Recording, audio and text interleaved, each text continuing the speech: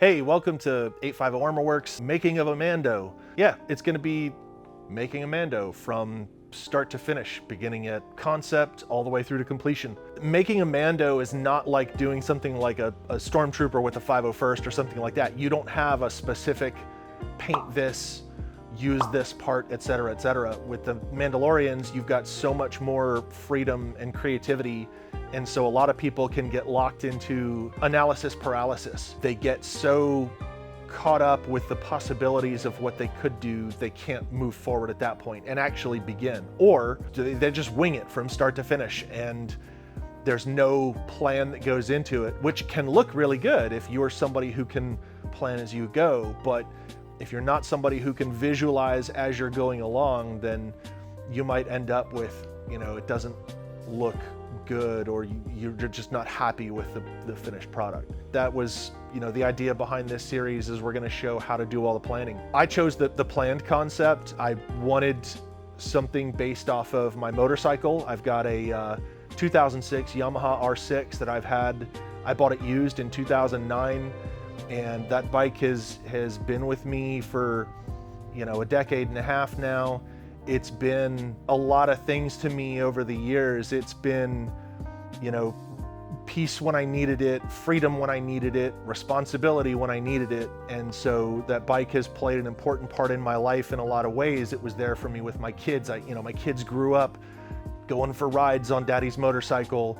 My wife and I bonded over riding on my bike so much that she bought her bike. But so yeah, my bike's been important to me, and I fell in love with the visual of it. So I wanted to use that. I wanted to transition that visual, the colors and everything over to my Mando.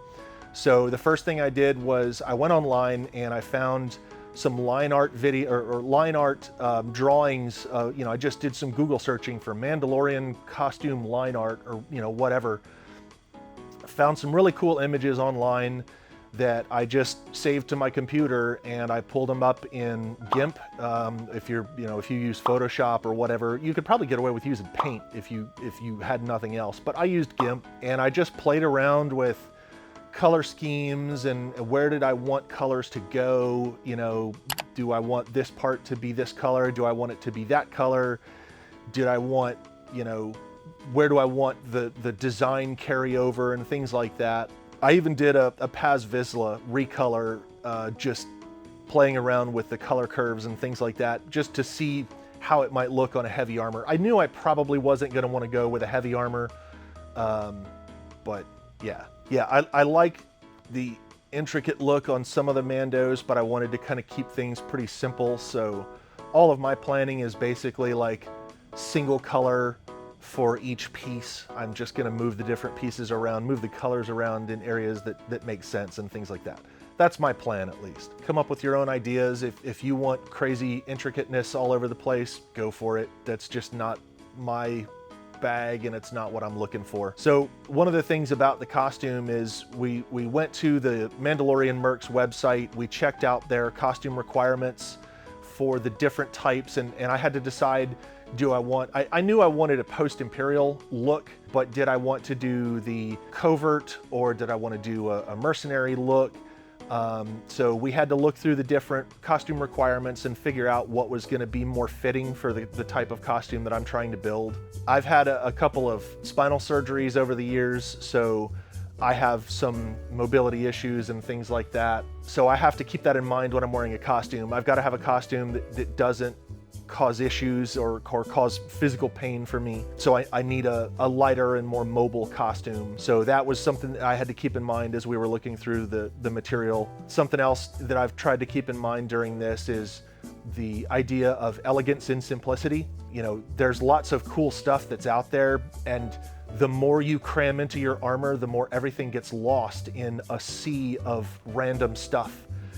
They stop seeing the neat, intricate little details. An example is when you look at a stormtrooper, that iconic, very classic white over black details are very minimalist. There's little things like the blue striping on the tubes on the helmet and stuff like that.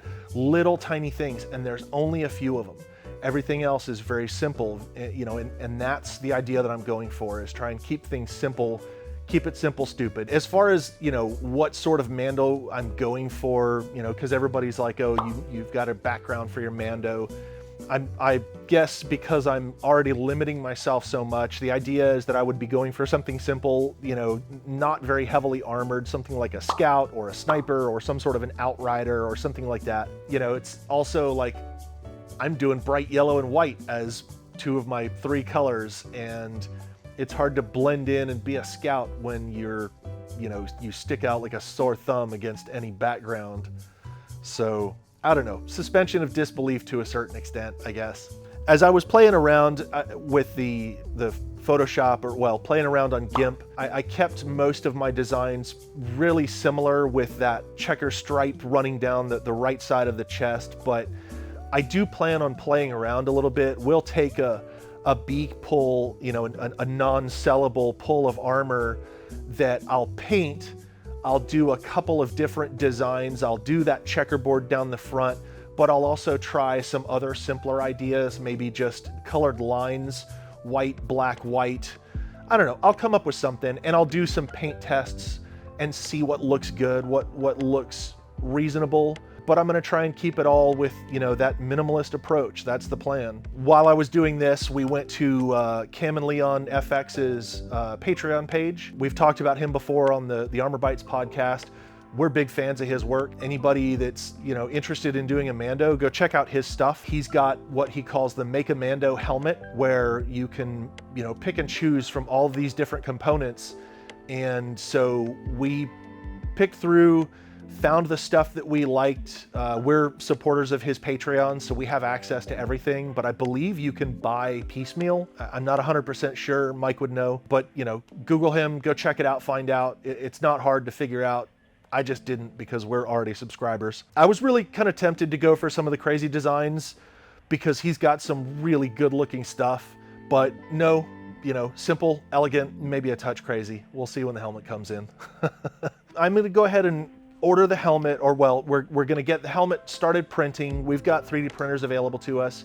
So we've finalized the plans. We're gonna get the helmet printed. I'm gonna order my undersuit and my flak vest. I know what colors I'm going for because I've got my basic design. I'm gonna be using a black and a medium gray. So we're gonna order the undersuit and flak vest.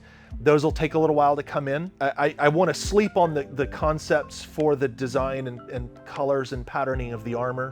I don't want to rush into it, so I know it's going to take a while for everything to, you know, the undersuit and the flak vest to get ordered, get them made. So while we're waiting on those to get made and to show up, I'll continue kind of sleeping on the ideas that I've got for my colors and patterns. In the next one, we'll show the making of the armor itself, the process of ordering the armor itself. We'll be debuting our Bag of Mando kit on the website.